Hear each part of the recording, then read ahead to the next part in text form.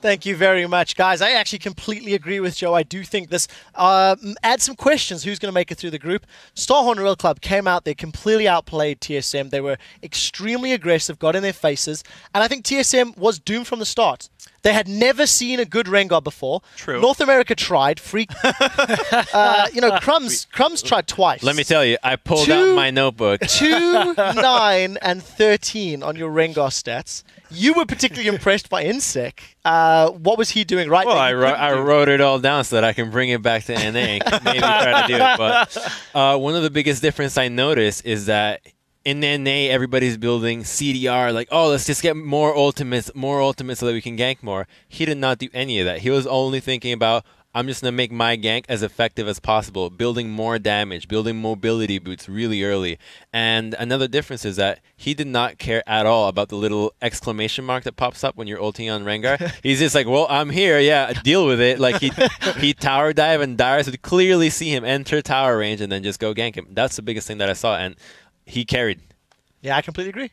Something that worries me, though, for Royal Club is the Nidalee ban. Yeah. Pointed out by a lot of people on social media already. If you do your research against TSM, it's very likely that you don't need to. Maybe they were worried about like an off-season like training pick, and that was their kryptonite or something. But it either shows a lack of research or just distinct lack of respect. Either way, it was odd. And the fun thing is, on the same side, TSM did their own research. It's not a champion that Cola plays. This is the first time in a long time TSM didn't ban Nidalee. And yeah, it's just very strange that went over to the blue side. So even though I praised SHRC's pre-game planning just in the last game, because I thought their team comp was really clever in their first game, the group stage, this was a red flag that something was kind of amiss with these guys. In terms of mid-game, I do think if TSM was able to hang on a little more to get Bjergsen strong enough, decent in the lead, and then start split pushing, they could have done something, but their bot lane just fell so far behind. I know other people want to point out little things about this, but I had the liberty of watching just what went wrong early. First of all, I want to point out, if you play with Zilean, bot lane actually does not level up to 2 sooner. Only level 3 is 1 creep earlier. But they just lost. They lost the first wave push, set them behind, led to a little poke. They were going okay, but then at level 3, Lost Boys skilled 2 points into his heal.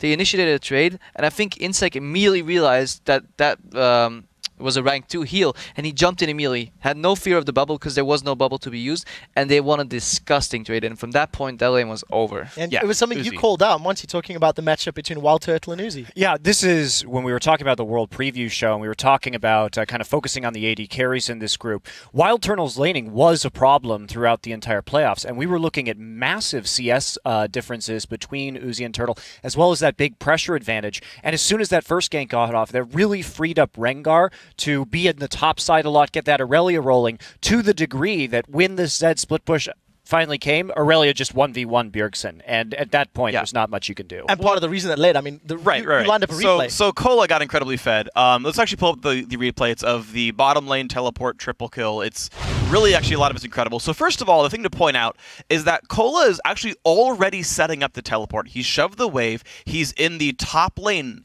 brush near Dyrus. He's actually going to run down towards the brush in the middle to make sure Dyrus can't flash Rune Prison him. He's actually already doing this before the battle has started. The second thing to point out here is that Uzi is going to be the one who initiates the fight, saying, look, I know I can't die. We see Darius, we see Bjergsen. If we get ganked by Elise, then Insect can follow up, which makes it very, very clever, and they bait in the fight. So roll the clip out, and it's going to be the start of a good trade, and then Uzi's going to say, you know what, actually, we can go in and take this battle. We're paused briefly for a second, but he's going to basically rocket jump in after realizing he's a good trade, essentially baits in amazing afterwards, and then suddenly, surprise, by the way, Rengar's here. TP has already come in again, and that is Cola, who's in Fog of War, cannot possibly be stopped. Dyrus only now starts, but he's already lost 2 people on his team, so there's no possible way that goes any better for TSM. Yeah, at this point, Cola's got a bunch of kills. He can always handle the split push. And that's actually something that Krepa was talking about much earlier in the day, just how quick the reaction speed is from the Asian squad's teleports from the top laners. Well, to be fair, at that point, I was pointing out the things I saw in the Korea matches, but this was exactly what we mean here. Fight breaks was immediate, zero hesitation teleport. Sure, sometimes it might be wrong, but like it was the right call. You saw Dyrus, he was a full 4 seconds behind on his TP. Even if it's wrong, he can just TP to the Dragon Pit because he already pushed in the top wave, so they can just secure a dragon while Darius has to address the wave top. So no matter if there was no kill in that bot lane, that's a free dragon. Yep. Yeah, well, we are going to have to move on in just a second. And, you know, after an action-packed day one, it is time to look at the standings, see where these teams are slotting in and who's currently got themselves in a position to make it to the playoffs. Samsung White, a clear 2-0 in Group A, HQ behind 1-1. Over in Group B, Starhorn Royal Club 2-0, Team SoloMid sitting at 1-1, TPA 0-1. Yeah, not much to be said there for Group A. Obviously, the favorites are doing well already, and it's very unlikely. Actually, no, Edward Gaming lost. Okay, so I'm wrong. I mean, they've played white. Right? They played white. Yeah, right. The standings lie a little bit. Watching the day, we're clearly going to see Edward Gaming and Samsung White come out on top, just because HQ is actually higher in the standings.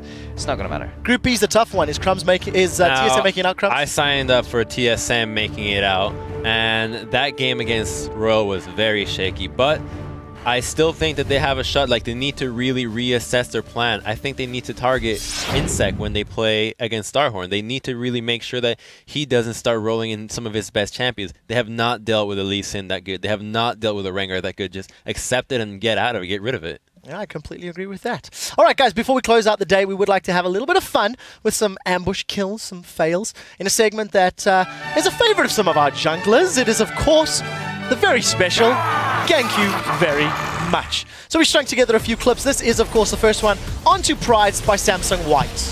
Yeah, pretty much textbook exploit dive. They're always so far ahead, but yeah, 4-man surround. If you're left alone in that tower, all you can do is spray because you're going to die. Next up is Insect. Crumbs, this is how you do it, bro. You just flash in, get the bullet, no chance of him getting out of it. And here's Amazing coming in under the turret. Of course, Candy Panda on his way out. And Amazing gets the kickoff. But Candy Panda, they're going to turn this one around. Dilius is right there. No gank you. Oh, we're going to have to rename that one. No gank you indeed. Thank you very much, guys. All right, Thank of course. you very much. Tomorrow we will be bringing you another full day of matches, beginning with the Taipei Assassins versus SK Gaming, and we'll end our 6 games with Edward Gaming taking on AHQ Esports Club. Those matches will begin on Friday. That's 11 a.m. Central European Summertime, 2 a.m. Pacific. In the meantime, I'd like to thank our special guest, Analist Crumbs, Crepo, and Monte Cristo, as well as Freak, of course, and for the entire World's Broadcast team. Thank you for watching, and we'll see you all tomorrow.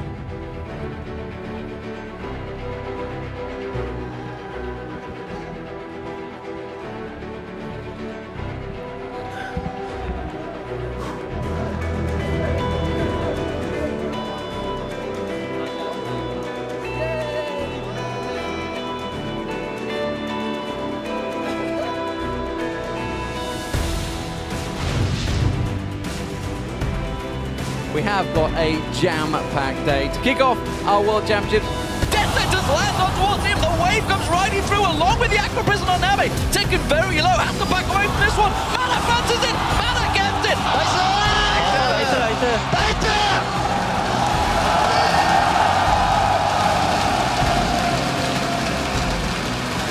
Turtle gets hit up. Will he be able to keep it going? Everybody's jumping in and going for broke this time. Gilius gets hit up. And the surrender comes in from SK.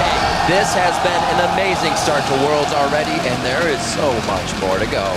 Garnet Devil's going to be hit up by Holy Phoenix here. The last shot crits, and it hits. Green Tea's now the focus. DP is getting what they want inside the base. They're smashing them in the back of the barrel pit. Well, there's the shockwave. It gets Jay. 2 for 1 up until now, but it's a double for Uzi.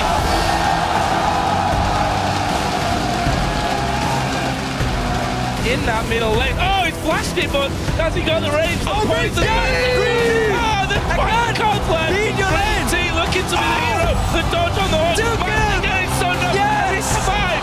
In the end here, surely someone will get finished up. It's Korn that went first, but Uzi's getting the reset. It's a wrap up day 1 of the League of Legends.